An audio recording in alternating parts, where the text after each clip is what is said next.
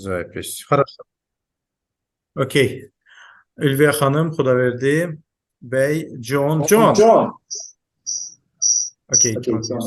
Ama mikrofonları söndürün ki konflikt olmasın. Ekber izleyiz. Ekber sen kompüterden bağlanırsan yoksa sence? Ha, elə o da qoyursan ama kameranı söndür də kamerasız. Gəldi Zümrüt müəllim. Lap yaxşı. Bura qoşmuşuq da. Qoşulub bu saat. Bəli. Игорь, Ümid Mirzayev тоже пришел. Не, бura baxın, bura baxın. Умут, здравствуйте. Здравствуйте. Как дела, дорогой? Нормально все, спасибо. Все, рад видеть. Спасибо. Хорошо, мы в полном сборе, готовы. Окей. Готовы все команды. Вот, у нас английский рабочий язык. Здравствуйте, Заур Бey. Значит, рабочий язык, да, английский. Okay, hello. Okay. Okay. Good evening, not actually good day to everyone. My name is Igor Carter. And today we'll spend some time for the preparation of this interesting project of oral history. And just 1 second, someone else is joining us. So, but before I start, I would like to go over and you to introduce yourself. But maybe I will introduce myself briefly first, and after that we'll go around and you will introduce yourself too. So, about myself. I'm originally from the city which is called, actually was called Leningrad, okay, which is now St. Petersburg. And I came to the United States in 1987. So long time ago, and most of my life I live in the United States now. And I'm the citizen of the United States. I have no other citizenship, and I will explain why I'm telling about it a little bit later. So here in the United States, I studied at UCLA, University of California, Los Angeles, being trained as historian. And all my life here in the United States, again in America, I work as historian and now also like political scientist. So I'm in humanities to many extent. And I used to work for the project which relates to our plans. It was a project established by Steven Spielberg.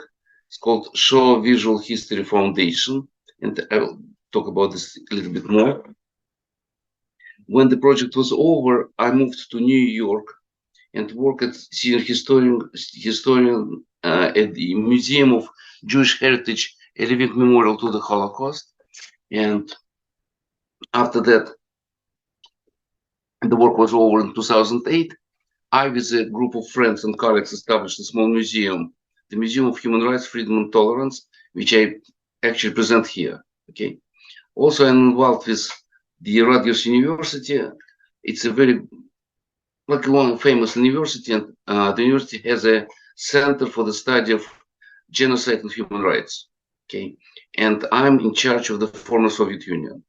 And this capacity, I visited your country, okay, a couple of years ago, about 2 years ago, and I'm kind of a senior scholar over there, and in charge of the project, the dialogue, America-Russia-the former Soviet Union, of course, including Azerbaijan.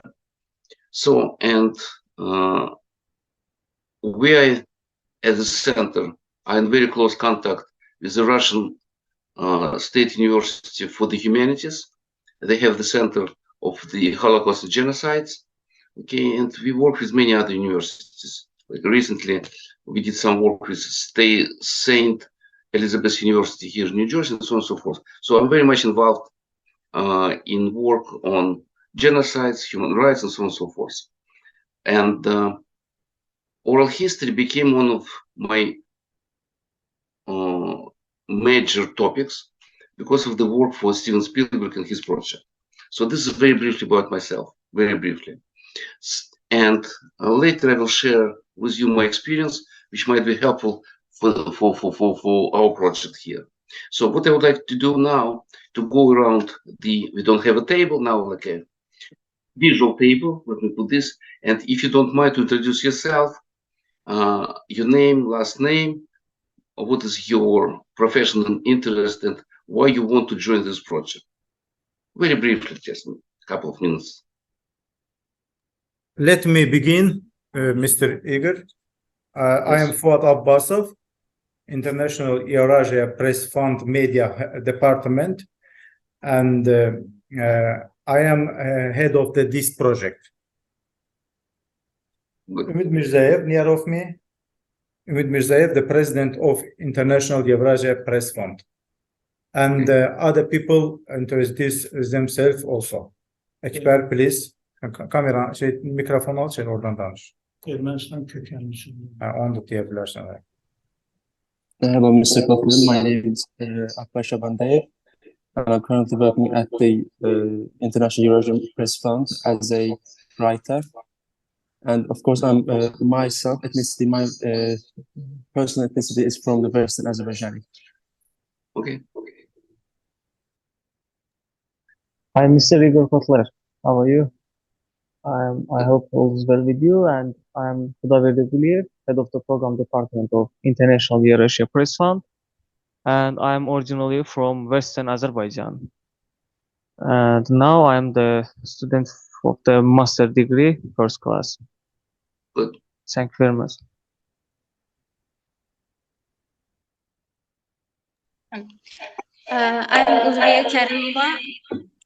I'm an independent journalist, and I'm also originally from Western Azerbaijan. And I graduated master degree this year, and with a scholarship of US government. And now I am working with the International Eurasian Press Fund. That's it. Good. Yes. Здравствуйте, господин Котлер. Если разрешите, я представлюсь на русском языке. Я Заур Ибрагимов. Я представитель донора. Донор у нас агентство государственной поддержки неправительственных организаций. Я член правления. Очень тесно сотрудничаю с Удмалимом. У них очень, как бы сказать, очень важный для нас проект и очень интересный проект. Надеемся, что с вашей помощью, с вашим опытом у нас в Азербайджане будет впервые осуществлен такой масштабный проект и такой инновативный проект. Мы очень внимательно следим, будет какие результаты. Думаю, что мы можем справиться, потому что он у нас очень опытный и реализовал очень масштабный, очень важный проект для нас. Желаю вам удачи, господин. Спасибо. Let me just... Yeah, go ahead. Okay, I'll just finish introduction to myself. I'm Mr. Igor. I think we met before, yeah? Yes. I'm John Ayomide, originally from Nigeria, and presently I am a program department officer to International Eurasia Press Fund, and I'm a former international relations student, which I graduated as an international relations, and yeah, presently I just work for IPF at the program department. Nice to meet you. Nice to meet you. Okay, and we have two more people joining us. Ramin and Farid. Yes, Ramin and Farid, they are joined us, but they are not now with us. They are only listening. They are our project Officers, yeah. assistants. They will help us to realize this project. Okay, understand. Okay, fine. So, let me share with you, first of all, how the idea of this project came to my mind. Okay. Of course, I knew about the conflict between Azerbaijan and Armenia from the very beginning. It was in the United States and followed that. the Soviet Union was shaking and finally it fell apart. I read. And I lived in California. California has a very large Armenian population, maybe you know, okay? And actually at my university, there were Armenian studies, okay, which is natural when you have so many people of such and such group, like we had Latin American studies and so on and so forth. And there were a lot of information about the conflict, mainly showing the Armenian side, okay, mainly. And we knew about the Armenian refugees. Many what I call Soviet Armenians, okay, were coming to California from Azerbaijan. There were Armenians from Armenia, there were Armenians from Georgia, but because it's a huge Armenian community in Los Angeles, really big one, okay.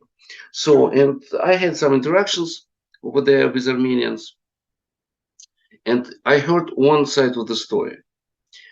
There was one thing which was in my mind.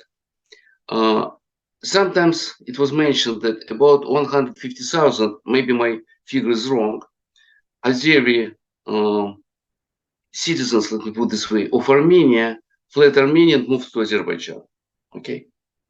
But it was here and there, no details, nothing. Why they moved, what happened to them, nothing appeared, okay?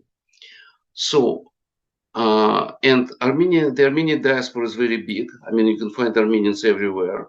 I mean, when I visited, for example, Argentina, I saw an Armenian center. They live in France, so they have kind of like a large diaspora. Many of them quite famous people. So the world knows about one side. When I came to the Caucasus, my old memory about Azeri refugees came to my mind, okay? And having this experience with the Shaw Foundation project, and I will talk about this project more in a minute, I realized, listen, but always you need to listen to two sides, okay? But Azeri side is not known to the world, okay? What happened to Azeris in Armenia? Why they left, okay? What is their fate? What was the historical development, so on and so forth. Okay. Maybe there is literature about that. I'm not a specialist, okay? I didn't see titles here in the United States. Usually I go through the titles. Too many books are published nowadays. You know, you can't read everything, but you go through the titles. And I didn't see, I don't recall any title about this problem, about this event, like the flight of Azeris from Armenia. Never heard about this, or from the areas which were taken by Armenia, okay? Also never heard about this. So when I came to your country, I talked to Umu, okay? And I told him, listen, it makes sense to create a project of oral history, because the written history in this case might not exist, or maybe extremely limited, okay? But every person is a witness, and we'll talk about oral history in general. So, and it might be necessary to collect information. And what I learned from the Shaw Foundation, just a few words about this foundation. Maybe you know, maybe you don't know, very briefly. Of course, I believe that you know this name, Steven Spielberg. He's like a world-known film producer. Jurassic Park, many other movies, E.T., and so on and so forth. He filmed, or he created a movie which called The Schindler's List. Probably heard about this, okay? And he got Oscar for his movie. In this movie, I mean, he did not plan to make money. Already it was 1993, he was a multimillionaire. He did it for his heart. Okay, he's Jewish, and he wanted to commemorate the Holocaust somehow. Okay, he made money, and even I can give you amount, $29 million.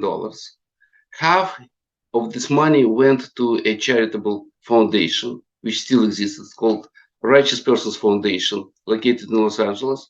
The second, he put into a project, which he called Shoah Visual History Foundation. Shoah means Holocaust in Hebrew. Okay, foundation was not a good word. Actually, many people thought this is foundation. It's a money organization. Okay, not archive. Okay, it was not so well done, but anyhow, the project worked between 1994 to 2001. I joined this in 1996 as a historian. Okay, why they hired me? Very simple. Two of my friends and colleagues from my university worked there as historians. They were specialists on Western Europe, but there were so many interviews from Eastern Europe, and they needed the person who knew Eastern Europe and who knew languages. And my native is Russian. Of course, I can read Ukrainian, I can read Polish, I know Yiddish to some extent, Hebrew, and so on and so forth. So they hired me. Okay, and I work as a historian over there, but not a historian who sits with books, okay, and reads books and tell. I supervised work of catalogers, of interviewers. Okay, we created a system of the database and so on and so forth. I was involved in all kind of sides of this work. Okay, and 5 years it was a lot. Okay, it was a good experience with this huge project. Why it's huge? Very simple figures: 52,000 interviews in 32 languages. Okay, it was enough money, and some other people were giving money, and we operated in many countries: Germany, France, everywhere in Europe, Ukraine, Russia, the Baltic countries, Moldova, Romania, Hungary, and so on and so forth.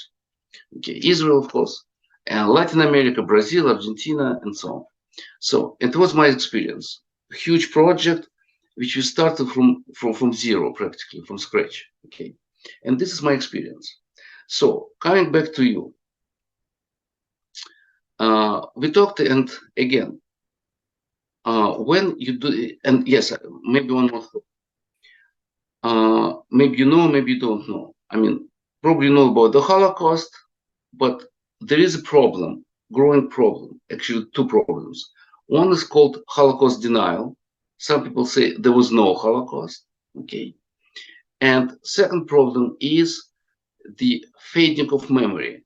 Less people know what was the Holocaust about, what was the conflict about, what was the situation, what is Auschwitz, so on and so forth. Okay, it's understandable. New generation is far from the historical events. Okay. On the other hand, it's a very specific event. I'm not going to give you a lecture about the Holocaust. Okay. It's not our subject today. But I learned a lesson that really historical events might be distorted or might disappear from the memory when there are no documents. Even if the Holocaust is documented. For example, life in the ghetto is not, okay, was documented. People were living there, some diaries, but daily life we didn't know about. How people saved themselves in forests, in the woods, we didn't know more about much, and so on and so forth. So coming to you, you have this historical event, the refugees who fled Armenia, okay, and went to Azerbaijan, okay, settled over there. We don't know their stories. I contacted, now maybe I need to stop here for 1 second. My position, I should be clear about that, because the conflict is ongoing, okay, still, between Azerbaijan and Armenia, it's ongoing. I don't want to, I mean, I want to be very clear. I'm not taking sides, okay, in this conflict. I'm Jewish from Leningrad, okay, and I'm against killing, I'm against war, against many, many things. Sometimes war is necessary, I understand that, okay. Myself, I'm a son of a military officer, naval officer. My father served in the Soviet Navy for 25 years. He was a combat officer during Second World War, 25 years. The older generation of the Soviet geography. I was born in Leningrad. My childhood was in Severomorsk, near Murmansk, because my father served there, okay. As a boy, I was like far, far north, near Murmansk, okay. After that, we returned to Leningrad, and actually, I was formed in Leningrad. So, now, going back. And for me, and Umut knows that there is another organization, Steven Bronner and some other people, Eric Goslan. We are working on the idea of two societies, Armenian and Azeri civil societies talking to each other. Okay, what I learned in the Caucasus. Okay, and I'll finish briefly. I heard this in Georgia, in Armenia, and in Azerbaijan. I heard one thing. People were telling me, we are going to live together. We are not going to disappear. Okay, we are going to live together. We need to do something on that. And actually, I found that, yeah, probably there are ways, but again, it's not about our things. It's about my personal position. And in this conflict, I'm still trying to understand this. Okay, I'm not taking sides. But if Armenians, and I know that because I have contacts with them, have a lot of oral history testimonies and collections, I contacted them. Okay, I talked to them. You don't have in Azerbaijan. So, and I consider this is my, I would say, scholar's duty, okay, to help you with this project if you want to do this. And it turned out you want to do this. Okay. Now, what is the reason? Not the reason. What is the outcome? When you have an oral history project, at least with some kind of representation, not one or two individuals, you have already historical record. Okay, because it's very difficult to say that, listen, 30 people or 40 people, 100 people, 2,000 people created something. Yeah, okay, they just created this fantasy. Okay, when you have this record, what you can do, this is material for academic work, for books, educational programs, okay, international communication, documentary movies. For example, at the Shaw Foundation, we created, I believe, 6 documentary films in 6 languages, okay, on the materials which we collected over there. So it's very important. It might be exhibitions, everything. This project could give you an opportunity to really voice this problem, okay, to show what happened. Otherwise, there are one-side view only on the Armenian side. And again, they should do the same to show, because unfortunately, both sides did something in this conflict. And again, we have now, after so many years, to analyze, but also the conflict is ongoing and it should be solved, I believe. Every side is eager in that. So, just for you to understand my position, I'm not taking sides, I'm a neutral person, but I really want to help you because this piece of history is missing, okay? And it should be reconstructed, and the world should know about that. It's my position. And I talked to my colleagues here yesterday at my museum. We had a meeting. I told my guys about that we are going to meet. I talked to ICDD, and everybody supports me. Okay, this is very important. So this is my general introduction. So now about oral history. I already mentioned that the whole idea is creating a historical record.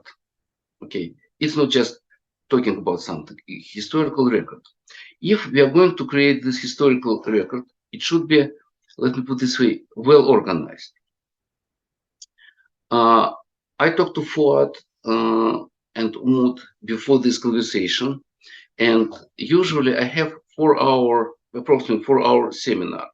Today we don't have this so much time because I'm leaving soon, and I wanted to do this later, but I was told that you want to start going to those 2 refugees, right? To start working with them. And also I prepared the PIQ, the pre-interview questionnaire, which is translated in Azeri, okay?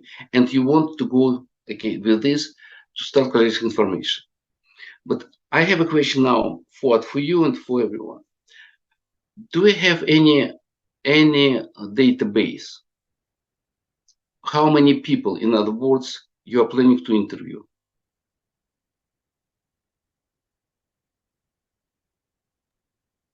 We planning get interview from 200 people in this project. If we can make more, it will be very pleasure for us. But our plan is 200 people. 200 is a good number already. Okay, it's a representative number. Okay, and of course it's going to be in the Azeri language, right? In Azerbaijan, yes, of course. Okay, sure. So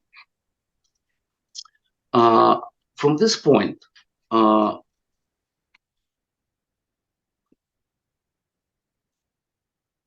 let's start with the following.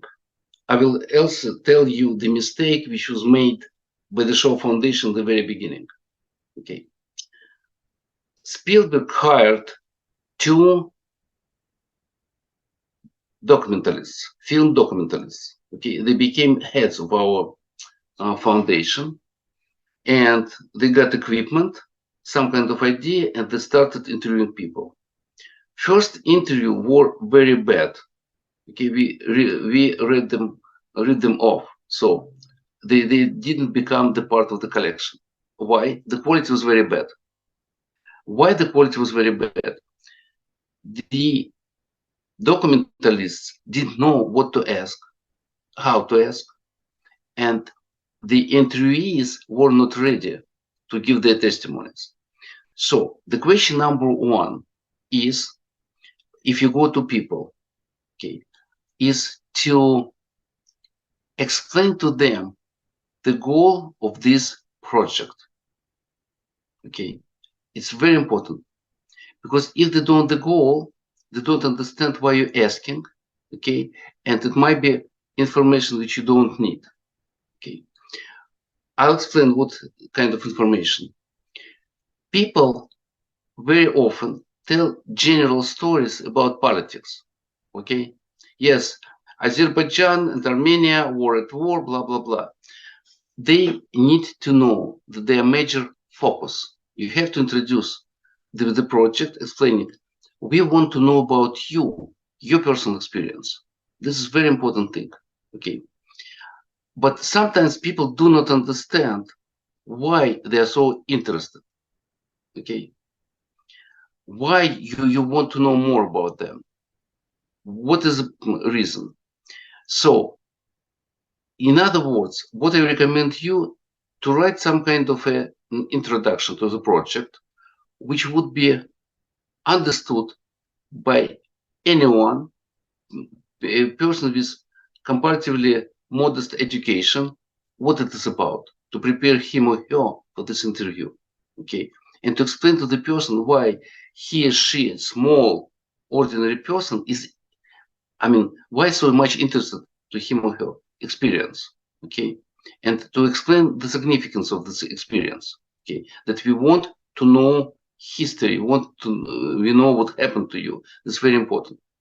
Also, we do have to decide, it's my recommendation, that people would tell their life story, like we did at the Shaw Foundation, from the very beginning to the moment of the interview, with focus on these events, like being refugees, okay, living in Armenia, fleeing Armenia, what happened in Armenia, how they came to Azerbaijan, how they established themselves. Okay, but again, like 20 to 25% they're pre-1988 or so events, and maybe 20 to 25%, maybe a little more, 30%, what happened in Azerbaijan after they came to the country, and what happened to them during this bloody period.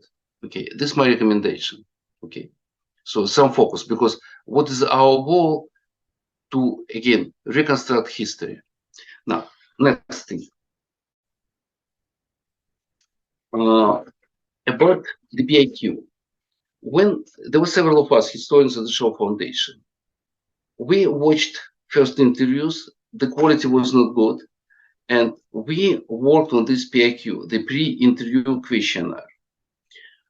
The pre-interview questionnaire helps you to collect a lot of information which survivors or refugees would not reveal, okay?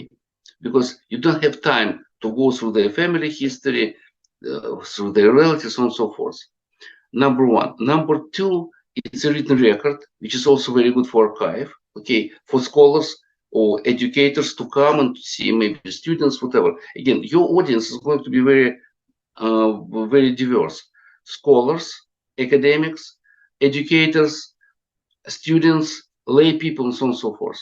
Okay, so this written material is very helpful. What we did, it was really written. After that, it was put in electronic form as well, but not online. Not online. Only if the person comes to the archive or contact the archives and is allowed to read this information. But it's very good for sociologists, it's very good for historians, it's very good for demographers, and so on and so forth. So we created this large questionnaire in order, or PIQ, for the interviewer, to be prepared, to understand what it's about, okay, what he should think about, to help him or her to recreate the whole picture, okay, of his or her life. There is a very simple thing, very simple test. If I ask anyone here sitting to tell me all your personal biography, your personal story, with all details, nobody would be able to do this. You understand? Nobody. Okay. We need time to go back to our memories and to reestablish, okay, these events. So your contact is very important. But again, you know much better traditions of your country, you know much better how to behave. What is very important? To establish a trust, real trust between you and your interviewer. Okay. Our interviewers here in the United States were visiting people, sometimes having a couple of tea conversations, maybe 1 or 2 visits. Okay. In your situation, I don't know, but it should be trust. Because people sometimes, it might be in your situation, are afraid of looking at you as officials, okay, not understanding the goal. Okay. So you must explain. And on the other hand, what is very important, I mentioned to Umut at some point, you have to create, in my opinion, a document which the interviewer signs, that he or she is giving all the rights to you, to your organization, okay, to use it. That nobody can claim it back, okay, neither the interviewee, not his or her family, okay, because again, I don't know realities of Azerbaijan. In America, it's very touchy situation, it's a liability. We were giving them a copy of the interview, okay, to the family, but they signed a special release form, okay, like a legal document. We had a lawyer, attorney working for us, and it was established, okay, because you have to be free to use these materials to the way which you consider, okay, in any way, okay, to show, to demonstrate, to disseminate, to use any way you need, okay. This is a very important part. Now, next thing, when you go to, and again, today I will spend only time on the PIQ, maybe some ideas. In parallel with PIQs, you should start creating an electronic database, okay, almost immediately, because at some point at the Shaw Foundation, we have a big backlog, okay. I mean, material was coming, and we didn't know what to do with that. But again, I'm talking about the beginning of the 90s, because there were different technology.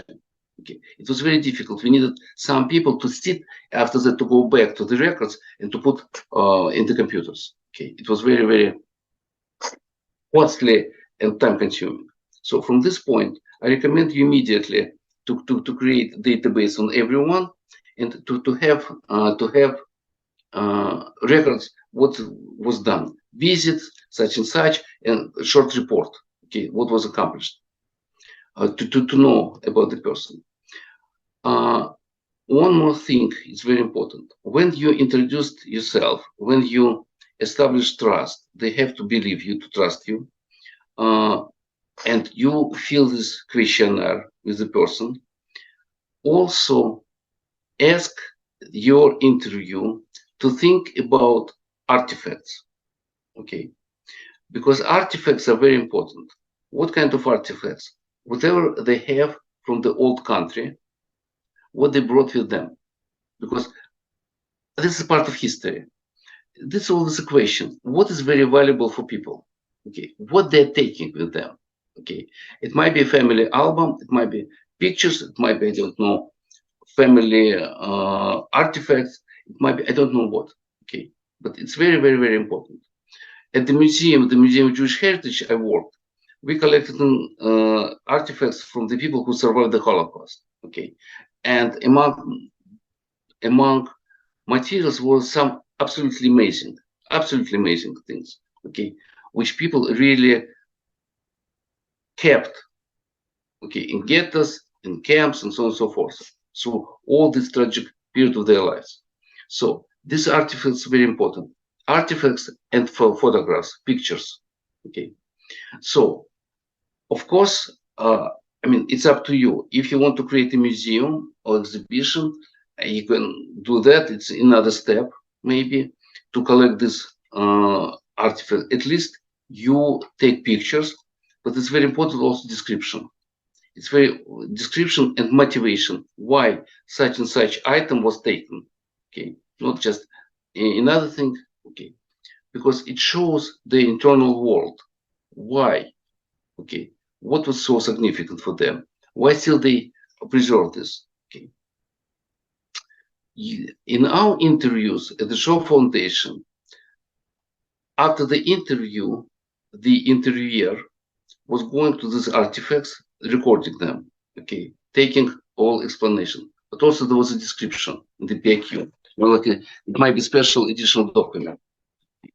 And this is a part which would help you to collect information, and it's very important for historians too, okay, to see, to reconstruct this world which people lived in before they escaped to the country, to Azerbaijan. Now, I have a question, by the way. Your 200 people, they're living in Baku or in different places? Usually they're living in Baku, and maybe some of them in the near of Baku region. But Okay. Usually they're living in Baku. Okay. Now,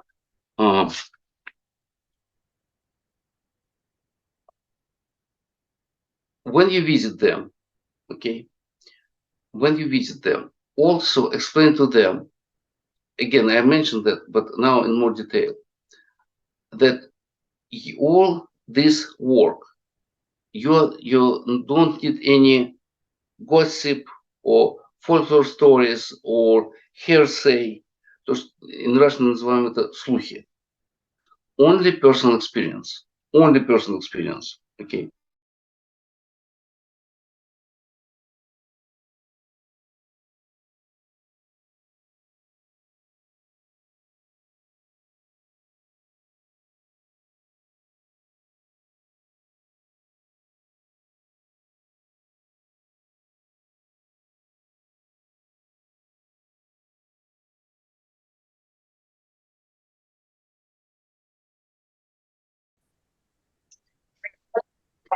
So I just started with one of the historians, Jonathan Friedman, my colleague and friend who is teaching now at Westchester University in Pennsylvania, for example, published a book, okay, based on oral histories, but in academic book. There are many books now in the United States which are based on this collection. So, but because of the quality, this is your responsibility, the quality of the project. Okay, to keep your interviewee in some kind of parameters of the interview. So this is done at home, first of all. Okay, at home where you're going to explain the project now. And I would like to tell you several steps. What I will do the next time when we continue. I will prepare this extra sound. Okay. Okay.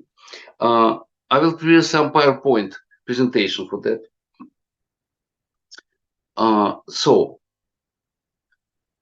I already mentioned you have to have a clear definition of the project.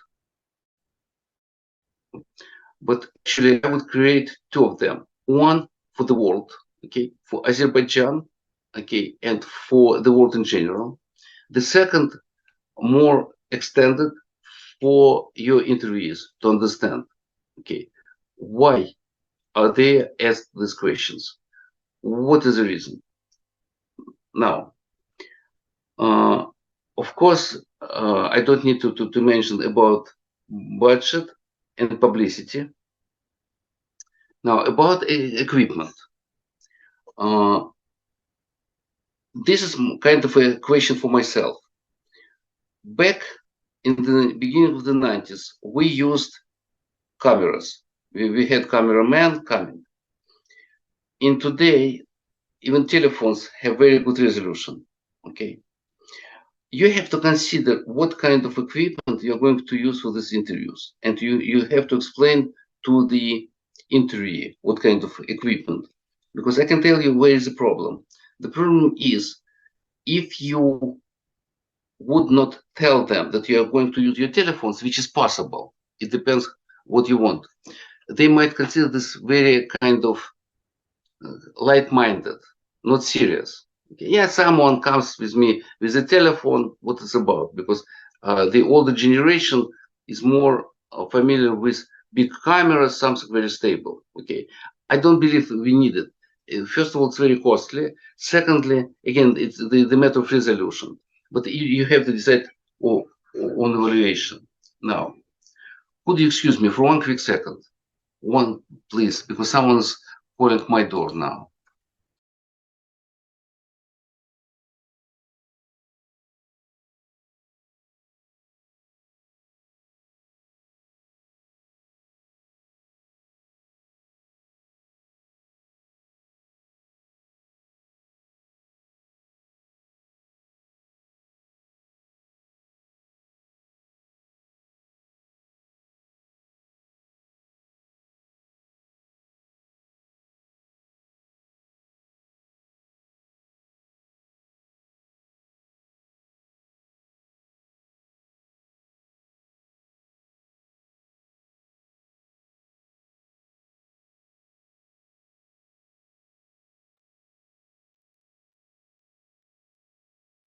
Problem working at home. Someone knocks your door. Okay.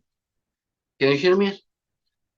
Yes, we are listening you, but I ask you to take microphone near of you because yes, okay. Is it better?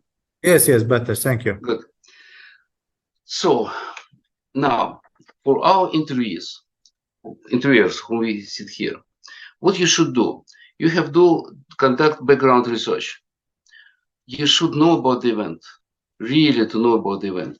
You have to read literature, you have to understand the event, you have to manage material.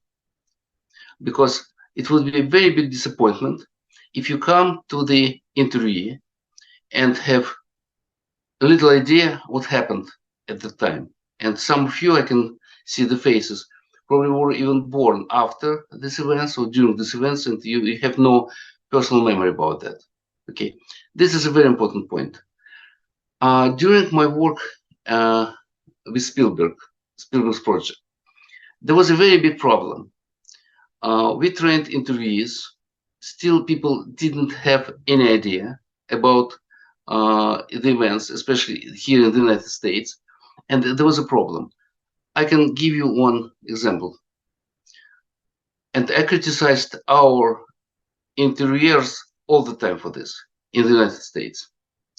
They were coming to conduct interviews in English. Okay, fine.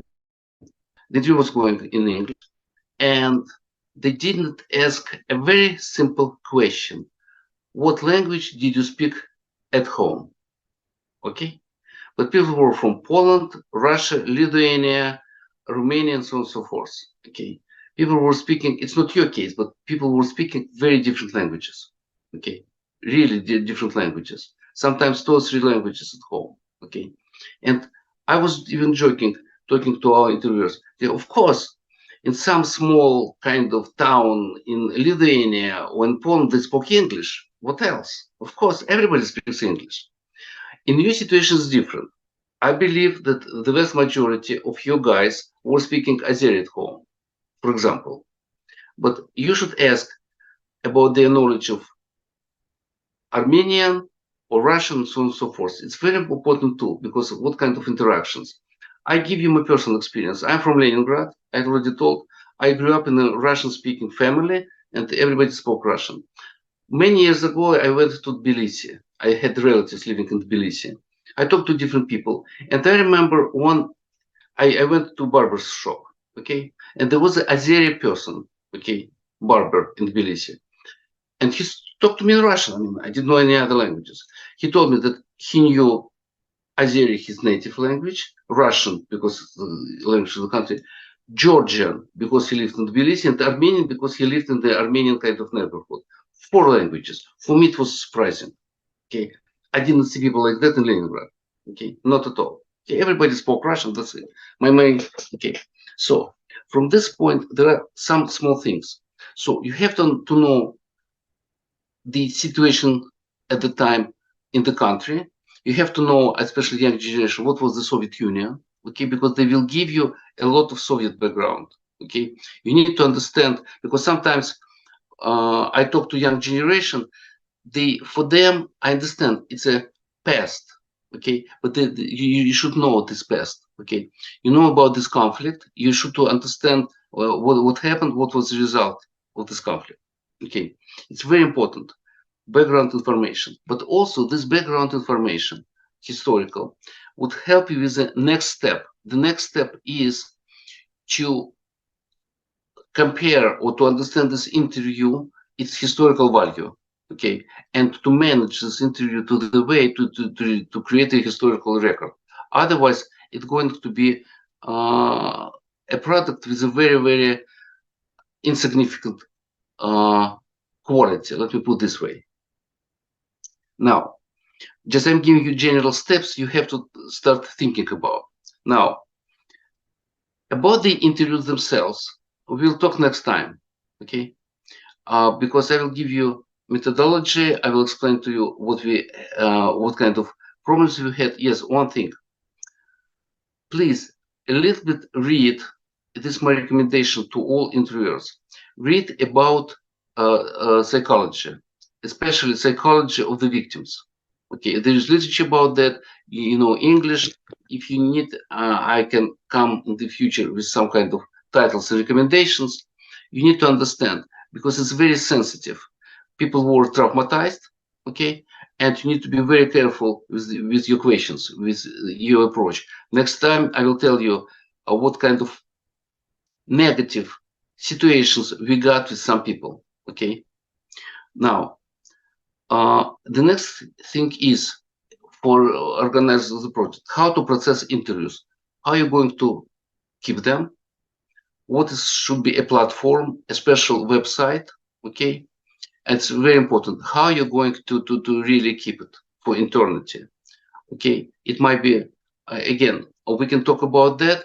And what I'm going to do, I'll tell you, because the Shaw Foundation, when stopped its active phase in 2001, the whole collection, the Shaw Foundation sent to the USC, University of Southern California.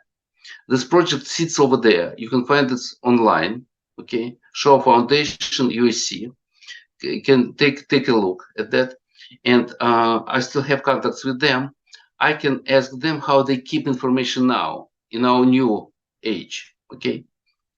and they continue to work. They continue to interview different groups of people who are persecuted in the world. Unfortunately, this situation continues, and people get killed or expelled or are victims of human rights abuse, so on and so forth. Okay. Now, the next thing is to organize and present results. Okay. Here it's up to you. It's your country. Okay. What you're going to do with that? I already mentioned the all possibilities. The possibility number one, I mean, in general, it's archive. Okay, for archival purposes. Books might be published. Books, academic books, memoirs, okay, or might be articles. What I would recommend you to, what we did educational programs, real educational programs, okay, for schools, for universities, okay. It was at that time on CDs, but it was done. It might be a documentary or two, okay. So it's good to start now, because it might help you to focus on in the interviews, to give an additional focus. And what is very important from the very beginning, to create a list of terms. Now, in order to search the collection, so Fuat and Umut, I mean, my recommendation also, I don't know your budget, all your plans. Maybe interviewers can do the same. 200, it's not so many, but it's significant. You should have catalogers. Okay, who are catalogers? Those who listen to the interviews, okay, and who put information in the database about. So the index, how to find information. For example, I want to know about Stepanakert, okay? So I click, I'm as a reader, okay, or the visitor of your site, Stepanakert, and let's see, interview number 1, number 5, number 10, number 11, and such segment, okay? So, because it's very, very time consuming to listen to the whole interview, looking for information, okay? You have to help your people, otherwise it's not very productive, okay? So, they should be cataloged. We had a whole cataloging department doing this work, and we created the system of indexing. Okay. So if you are planning to do that, I will spend some time explaining how it might be done. Okay, but think about this. So it consists of 3 groups, major groups. Group number 1, general terms. Okay. Group number 2, geographic names. Group number 3, personal names. Okay, for people looking for information. Okay, this is very important. What else? We will talk about standardization. Now, you have one more thing which I believe you have to consider. It's going to be in the Azeri language. Okay. So this language is available for a very limited number of people. Okay, so those who speak English cannot get to it. Okay, but I believe your project should be international in terms of availability. Okay, it's very important for locals, of course, but again, people in the world should know about the tragedy which happened in that region, not only from one side, from another side, from your side as well. Okay, so again, it's very, very, very time consuming and very expensive, of course, to translate everything. But you have to think, and we can think together about what should be translated, but something should be translated. Okay, at least the indexing system. Okay, for a Western scholar or educator or any lay person to go to your database and see all terms in English. Okay, because finally you can find an interpreter or translator and you can get information through someone. Okay, but it's very important too. Okay, and I believe this part is not so difficult, okay, to translate indexing. if you want to translate some parts of the interview, it's another story. Okay. Now, couple more things about PAQs. First of all, my question to you, first of all, and to others. The PAQ which I sent you, you translated.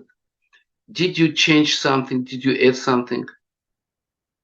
We translated to Azerbaijan language. I can show you now. Ne göstereyim de. This is your English version. And we translate everything same, not changing anything to Azerbaijan language.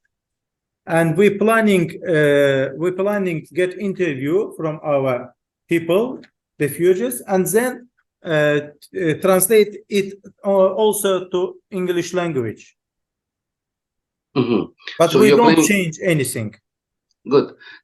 It's up to you, but just I'm curious. So now as I understand, it's going to be in Azeri, okay, and after that you will translate back to English. Yes, because in our project in Azeri language, everybody knows about it.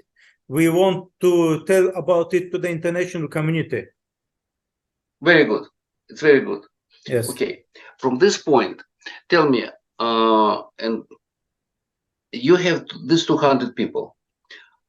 How much time will take to go to them to fill out PIQs? We must One- finish this project until 1 of October, 1st of October. Everything, PIQs and interviews. Yes, everything. Yes, It's possible. Okay. I think also. Yeah, this is possible. For me, it's very important. I need to write it down. Okay. Okay. So, Ну, время у нас в руках.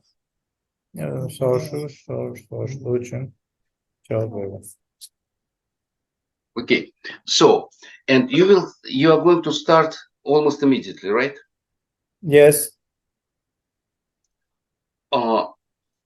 In this case, let's do the following. So, I didn't count. How many interviewers do you have? At the moment, Yes. interviewers kim ki götüreceği interview'u?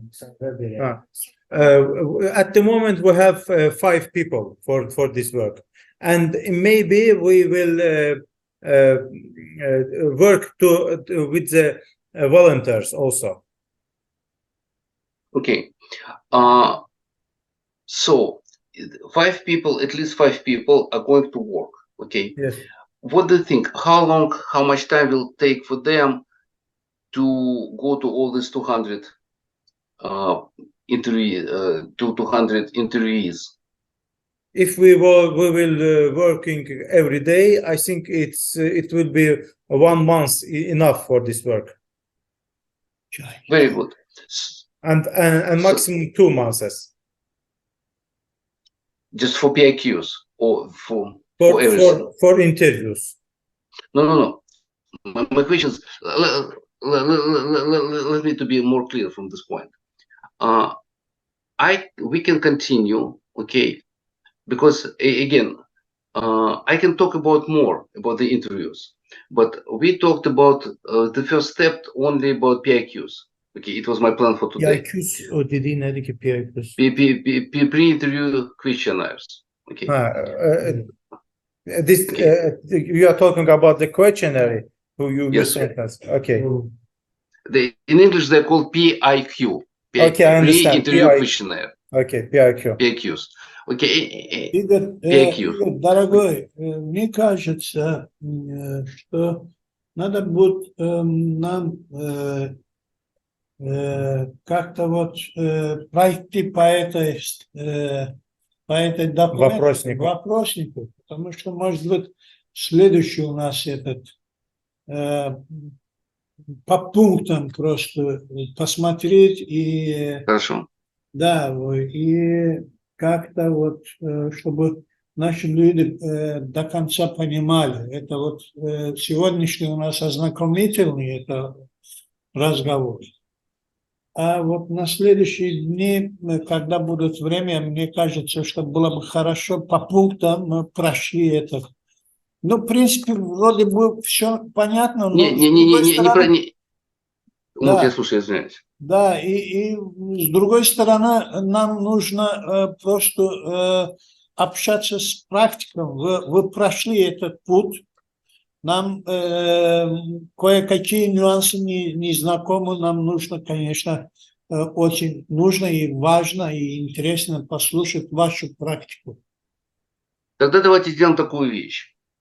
Потому что к этому я не был готов в данный момент, потому что я не знал, что нужно. Значит, мы сделаем такую вещь. Мы после нашего разговора я вам пришлю несколько дат, когда я могу разговаривать. Как я сказал, я на неделю уезжаю, буквально в субботу поздно ночью я улетаю, и через неделю возвращаюсь. После приезда у меня будет время. Мы наметим еще 1, 2, 3 встречи, сколько необходимо. Ну, шаг за шагом, не будем сидеть там часами и так далее. Пару часов, час-полтора посидели. И мы тогда организуем какую-то коммуникацию, что вы собираете вопросы для меня, мы садимся их обсуждаем. Окей? Да. Чтобы у меня был с вами контакт, ongoing. Значит, хорошо. Я это понял. Значит, что я хочу сделать? Наши планы дальше.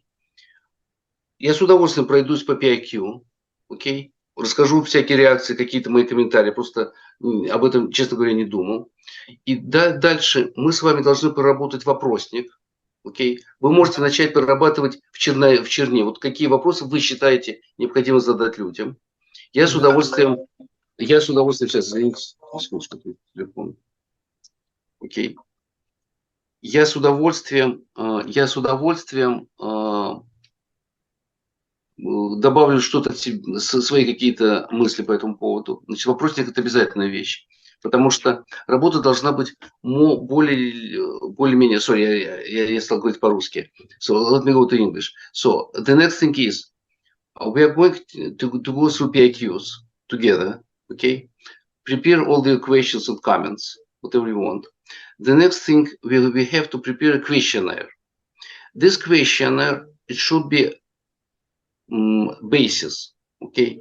Of course, everything depends on the interviewer, but it's basis. What kind of questions you're going to ask them? It's very important.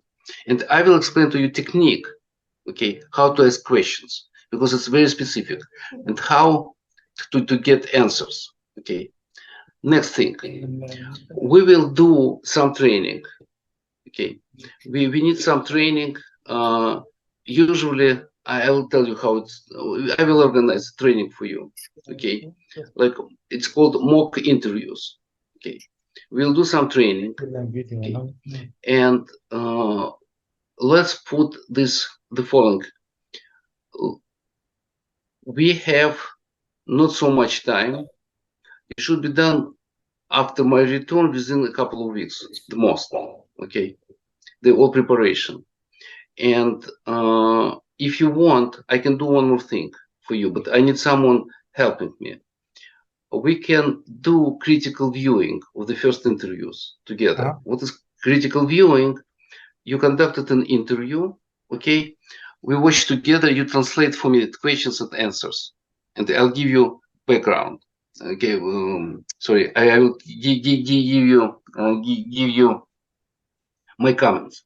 Maybe if you wish, because people understand English, I can show you maybe part of an interview with the Shaw Foundation, also with critical viewing, okay? I will show you this technology. What is for what as a head? What is very important? The interviewers should tell your interviewer, okay, you guys, that might be some interviews might be redone, okay, anew, because I'll explain.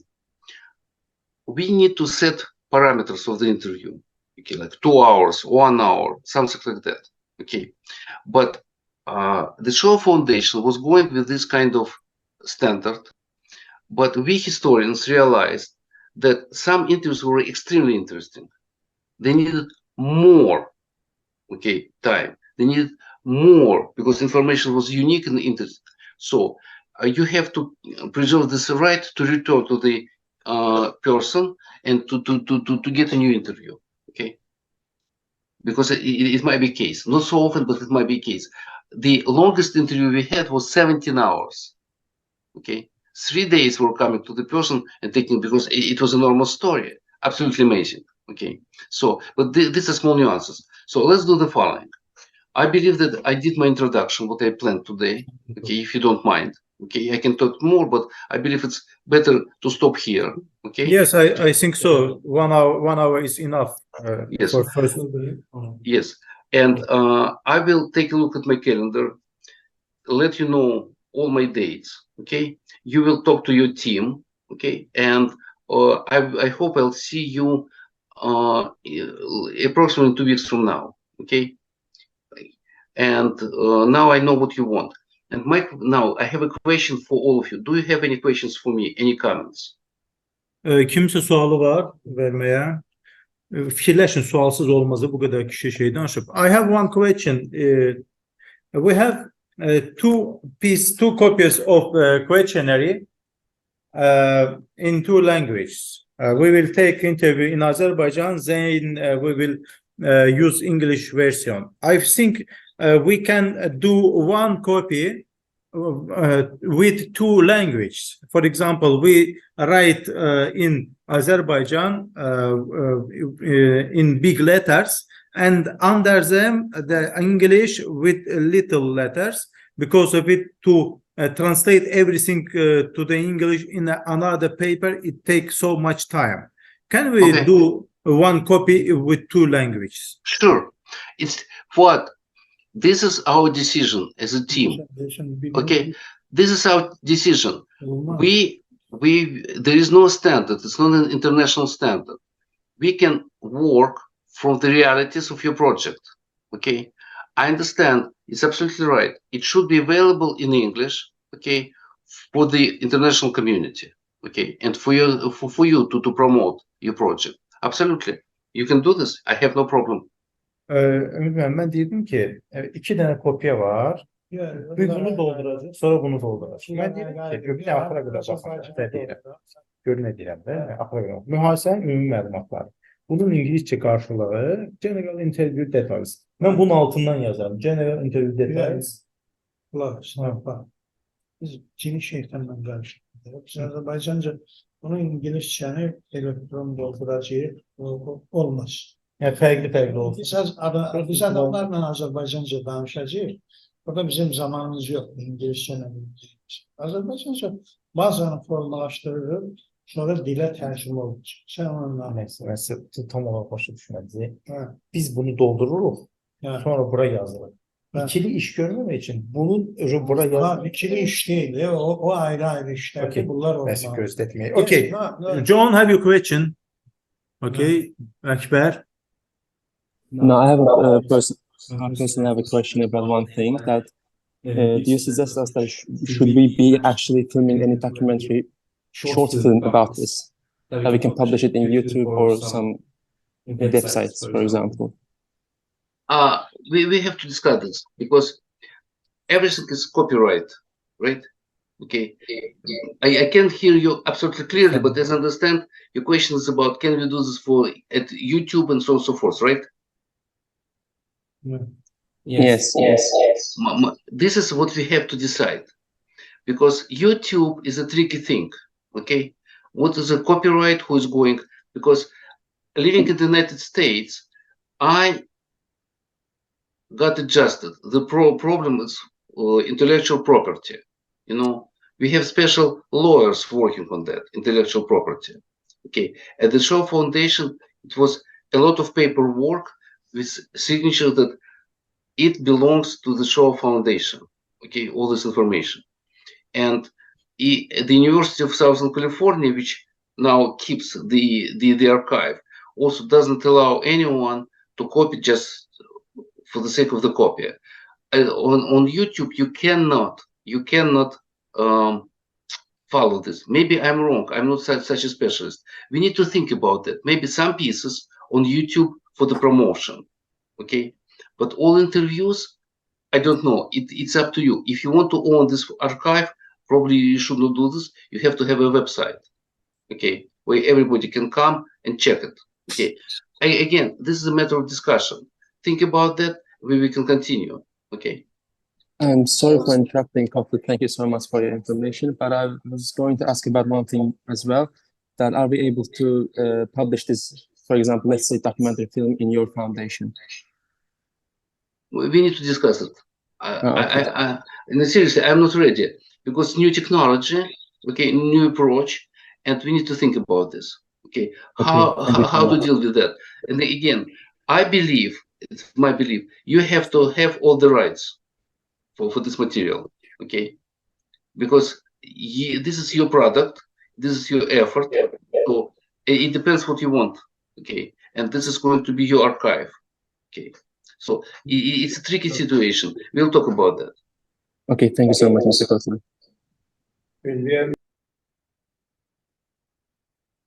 Any other questions? Fine. So thank you for your attention. I hope you got some kind of information, helpful information. I hope so. Okay. And I will now, I'm very glad to see you, and I'm very excited to be involved with this project, and that this idea is coming to being. It's very important. And yeah, I hope to see you in a couple of weeks. Okay, and you explain to me what you want to do and you want to know. And for the Talmud, maybe we'll talk and at least to exchange some stuff, because I have some questions. I will send them to you. Okay, but Okay. it's for organizational purposes. Okay, otherwise, thank you very much. Okay. Thank you very much. Enjoy your evening. I'm going to enjoy my day. It's only Thank you. 9:15 here, and I have full day ahead. Okay. Yes, yes. Ümit Müəllim also says you thanks. Спасибо. Спасибо, Умут. Мы продолжим. Я очень-очень рад, что у нас начало что-то получаться. Спасибо, дорогой. Спасибо. Договорились. Хорошо. Спасибо. Всем счастливо. Хорошего дня. Вам тоже. До свидания. Счастливо. Спасибо. До свидания.